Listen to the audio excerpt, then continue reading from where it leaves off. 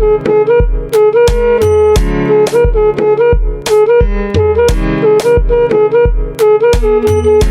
what's up guys? It's your girl Sugar Sade. Welcome to my channel. Guys, so today I am dropping some tea. I have the top 11 interview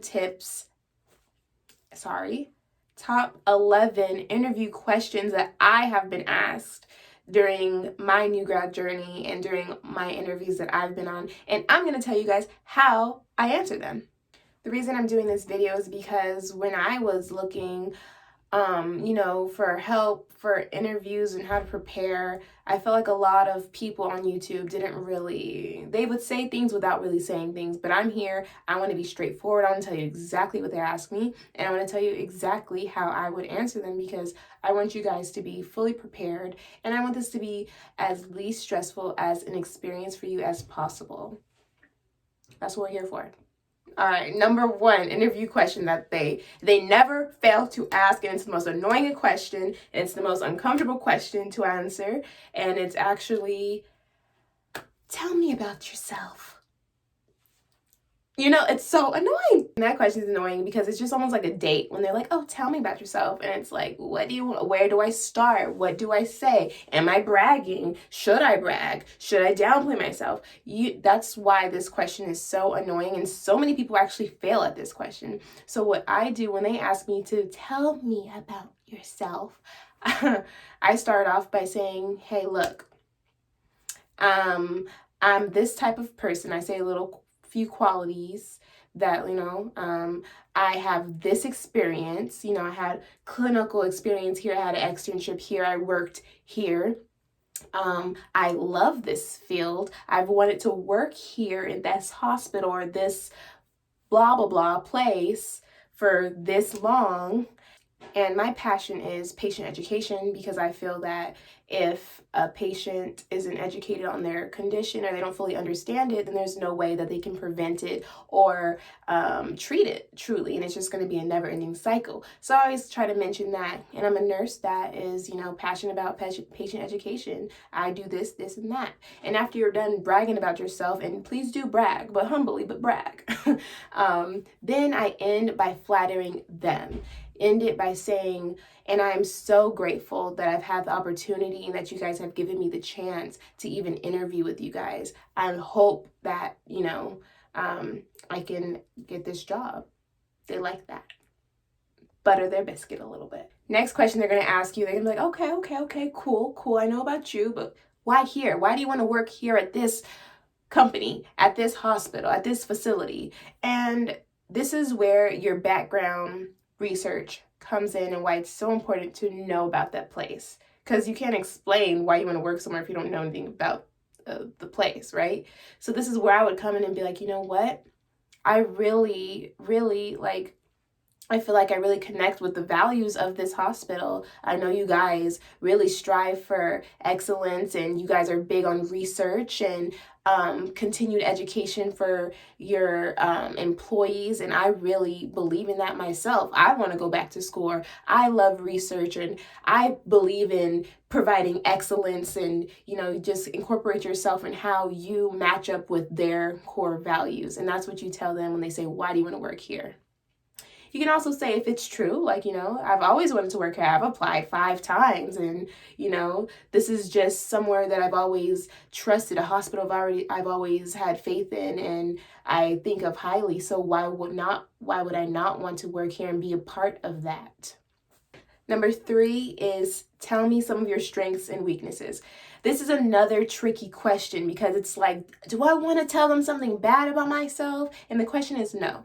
Never give them ammo against you. So there is a way to answer this question without really answering it that way and making yourself look good. So what I normally do, I'll start off with my strength, and I'll say, I'm a very hardworking person.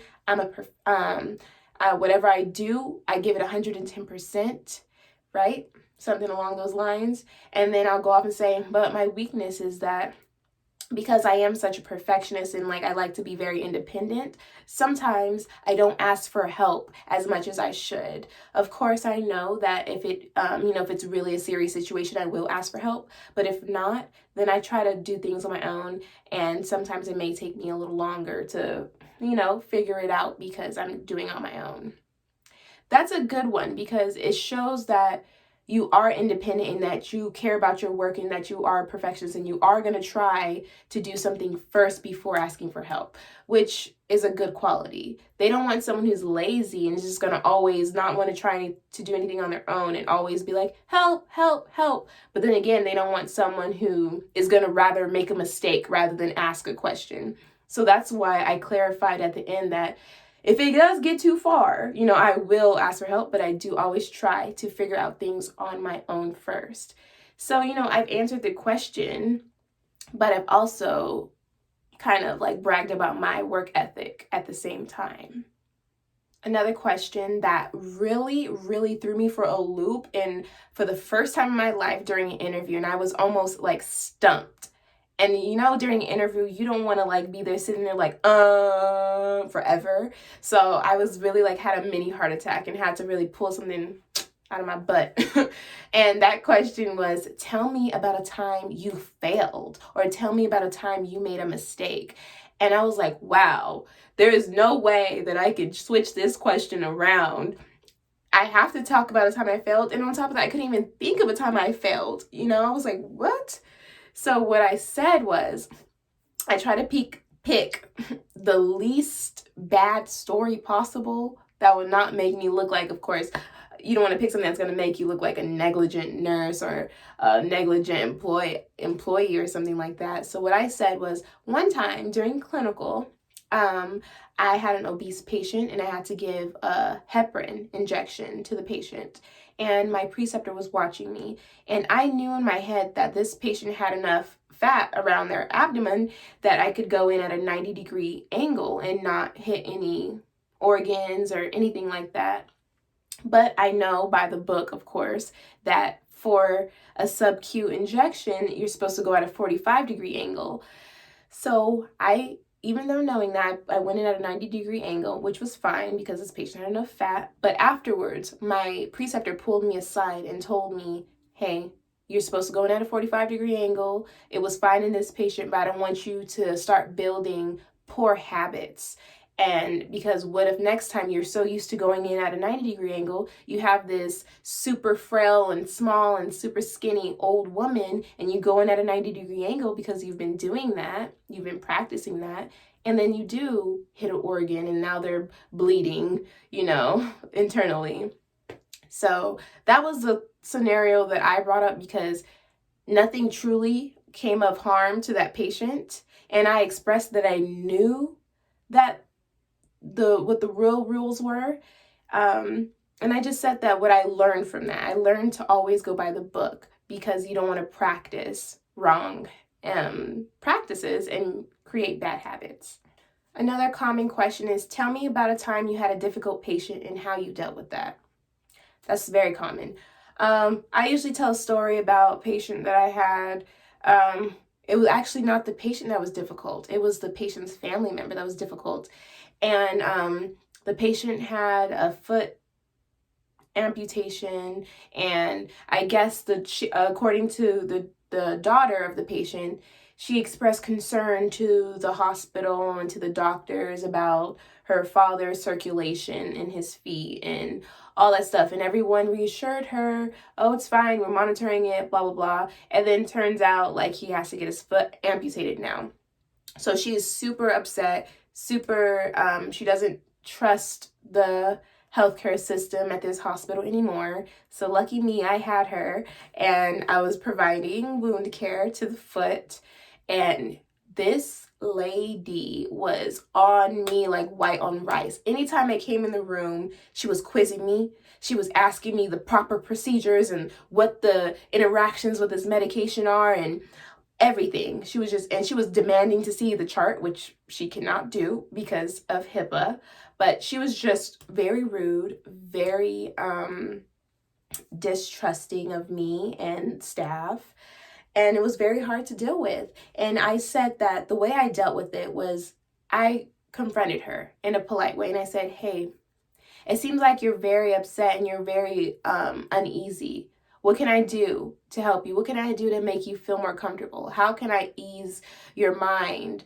And then she switched like that. She was like, oh, wow. Like, she softened up and she was like, wow, no one's ever asked me that before. Thank you for going the extra mile and asking me. I'm like this because this happened. And by you doing that, really makes me feel more comfortable. Like, you really care.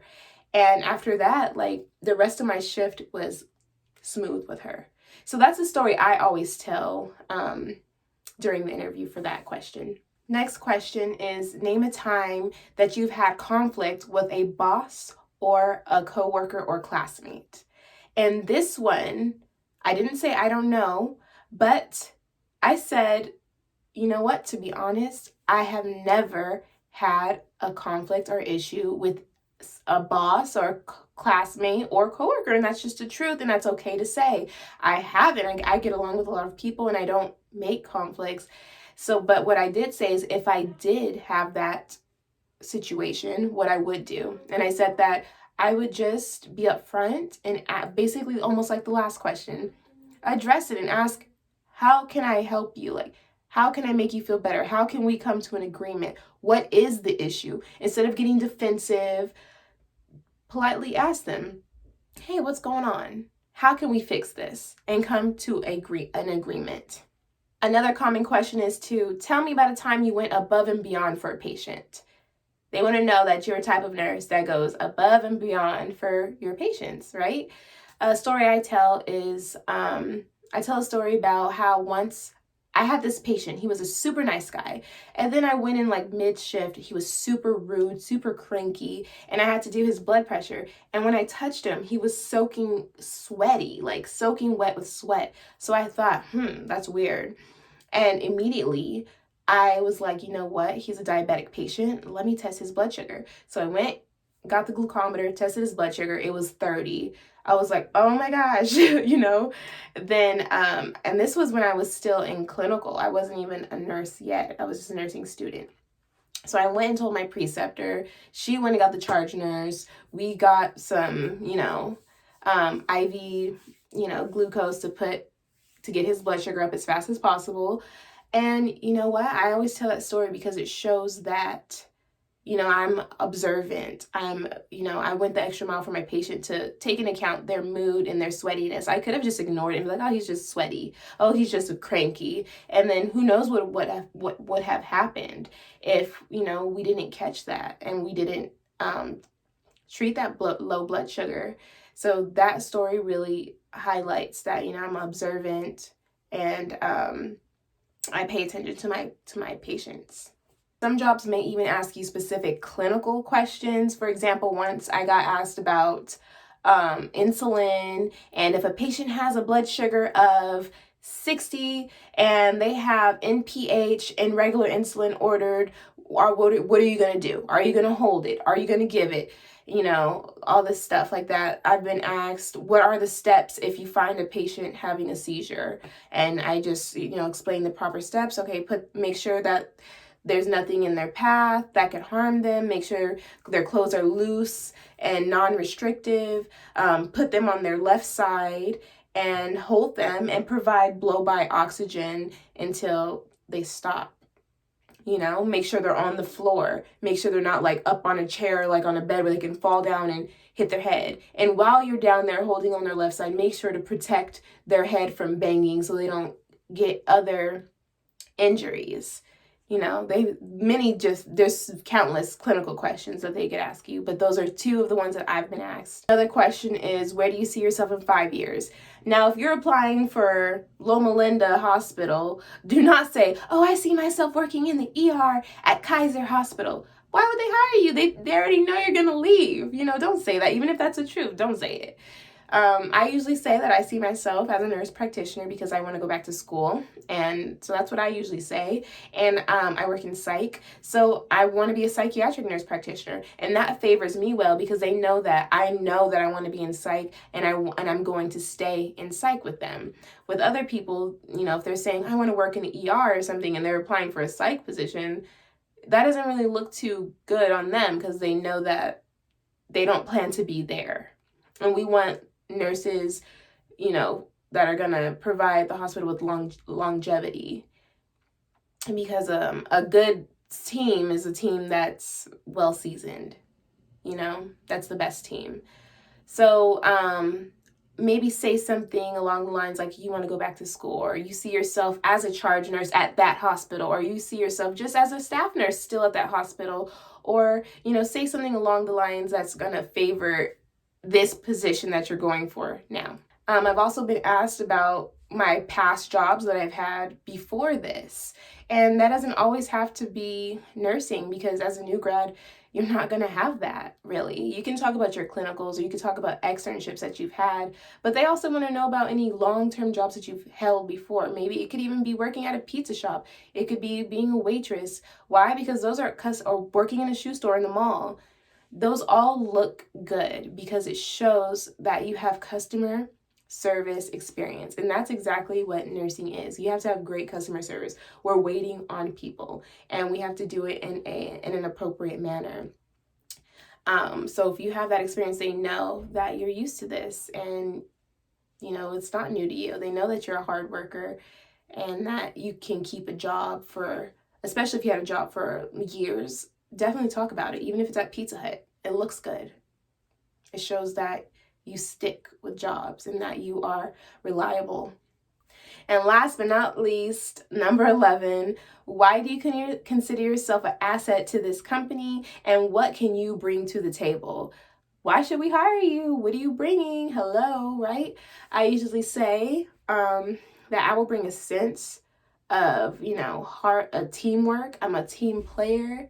I'm about my word. If I don't call off, I will bring positivity in hard times and stressful times. I'll maintain a positive attitude and, you know, spread that with my coworkers. And I usually talk about stuff like that. I might say that I'm very dependable and I will bring stability. You can rely on me. Just stuff like that. And yeah, guys, that's it. Those are the top 11 interview questions that I could remember. I'm sure there's been other ones that have been asked, but those are the ones that I just know I was repeatedly asked. So I hope this video helped you guys out, and good luck on your interviews.